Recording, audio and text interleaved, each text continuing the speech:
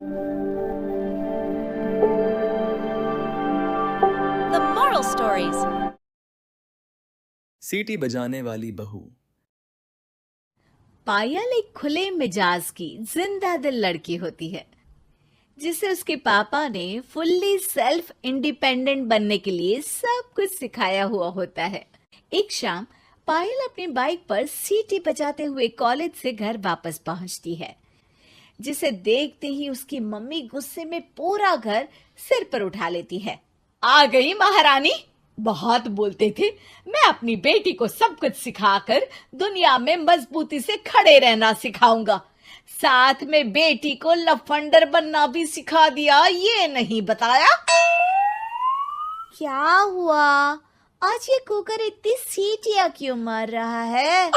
सीटी, सारी फसाद की जड़ तेरी वो बाइक और सीटी है, उन्हीं से लड़के छेड़ती है ना तू। हाँ, ये तो गलत है, मुझे बताए बिना ही लड़का छेड़ दिया। हाय तौबा, ये कैसा पति और बेटी मिले हैं मुझे। अरे मम्मी यार, तुम ओवर एक्टिंग बंद करो, और मैंने कोई लड़का नहीं छेड़ा पापा। शिट यार। अच्छा मम्मी, आप पहले मुझे ये बताओ कि आपको ये सब बेकार बातें बताता कौन है? अच्छा, तूने कोई लड़का नहीं छेड़ा? अरे वही शर्मा आंटी, वही बताती रहती है, पर उसकी खबर तो मैं खुद ले लूंगी। अच्छा मेरी प्यारी बेटी, थक गई होगी ना, जा जाकर आराम कर बेटा। अचानक मम्मी को गर्म से नरम होते देख के पायल और उसके पापा कंफ्यूजन में एक दूसरे को देखने लगते हैं। आंखों से कुछ इशारे होते हैं और पायल वहां से चुपचाप चली जाती है। जिसके बाद रात को घर में सबके सोने के बाद दोनों पापा बेटी छत पर मिलते हैं। क्या खबर लाए हो? अरे तुम्हारी मम्मी तो हमसे भी तेज निकली, कोई खबर नहीं मिली। क्या यार पापा, पता नहीं अब मेरी मदर इंडिया कौन सा बम फोड़ेंगी। इसी के साथ दोनों अपने कमरे में वापस जाकर सो जाते हैं।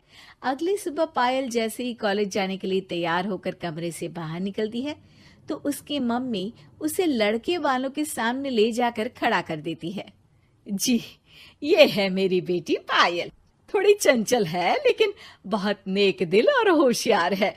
देखते ही देखते कुछ घंटों में पायल और शुभम का रिश्ता पक्का हो जाता है, जिसके कुछ दिनों बाद पायल शादी कर अपने ससुराल पहुंच जाती है। सोचा था मम्मी कोई बम फोड़ेंगी, पर उन्होंने तो सीधा मुझे उम्र कैद की सजा ही दे दी। बहू, अब उम्र कैद समझो या बम, रहना तो यही है, निभाना यही है, इसलिए छिछोरी हरकतें बंद करनी होगी। है? ये आप क्या बात कर रही हो? मैंने क्या किया? इतने मासूम ना बनो, मुझे तुम्हारे कारनामों के बारे में सब अच्छे से पता है। ऐसा बोलकर सास तो वहां से चली जाती है, लेकिन पायल सोच में पड़ी वहीं खड़ी रह जाती है। जिस पर शुभम उसके पास आता है। तुम मम्मी की बात का बुरा मत मानना, वो पड़ोस वाली आंटी ने उन्हें तुम्हारी बाइक चलाना, सीटियां बजाते हुए घूमना, बेधड़क सबसे बात करना वगैरह जैसी कुछ बातें बता दी है, जिसे सुनकर उन्हें गुस्सा आ गया है। पर फिक्र मत करना, धीरे धीरे साथ रहने से वो भी ठीक हो जाएंगी। Thanks for your concern, but I don't care. Payal सीधा अपने कमरे में चली जाती है। अगली सुबह कॉलेज जाने के लिए तैयार हो सीटी बजाते हुए कमरे से बाहर निकलती है, जिसे देख सास गुस्से से तिलमिला उठती है। महारानी, शादी के अगले ही दिन ये हीरोइन बनकर कहाँ चल पड़ी? और ये लफंगों की तरह सीटियां बजाना बंद करो, ये हमारा घर है, कोई सड़क नहीं जहाँ तुम आवारागर्दी करती घूमो। मम्मी जी, सीटी बजाने और कंफर्टेबल कपड़े पहनने से लोग कब से आवारा बनने लगे? इसी के साथ सास बहू का युद्ध शुरू होने ही वाला होता है कि शुभम वहां पहुंच जाता है। माँ, उसका कॉलेज है इसलिए ऐसे तैयार हुई है। और पायल, तुम भी माँ को समझने की थोड़ी कोशिश करो ना प्लीज। सिचुएशन संभालकर शुभम और पायल घर से निकल जाते हैं। इसी तरह दिन बीतने लगते हैं, जिससे सास बहू की लड़ाइयों के बीच शुभम पिसता रहता है। लेकिन साथ ही वो दोनों एक दूसरे की आदतों को अपना भी लेती हैं। पर पायल का सीटी बजाना सास को आज भी नागवारा ही होता है। आसमान गिर जाएगा, धरती फट जाएगी, पर इसकी सीटी ना जी ना, कभी बंद नहीं होगी। अरे मम्मी जी, जब आप मेरे कुछ बोले बिना सीटी से ही समझ जाती हो कि मैं क्या बोल रही हूँ, फिर इसे बदलने की क्या जरूरत? यही तो हमारी यूनिकनेस है। पायल की बात से ज्यादा सहमत ना होते हुए भी सास हंस पड़ती है।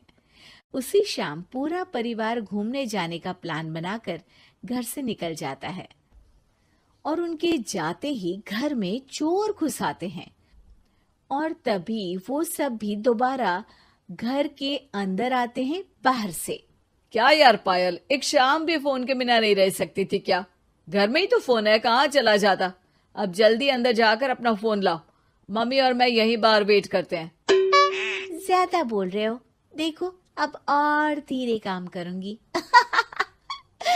ऐसा बोलकर पायल घर के अंदर जाती है और बहुत देर तक बाहर निकल कर नहीं आती। अरे ये तो सच में जानबूझकर लेट करने लगी। चल कर देखते हैं ना।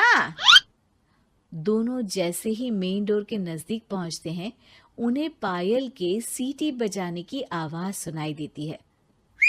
हमें लेट करके खुद मजे से बैठी सीटियां बजा रही है। अरे गधे, ये मजा नहीं सजा है, जल्दी से पुलिस को फोन कर। माँ की बातों से कंफ्यूज्ड शुभम उसे देखता ही रहता है। सास खुद ही पुलिस को फोन कर देती है।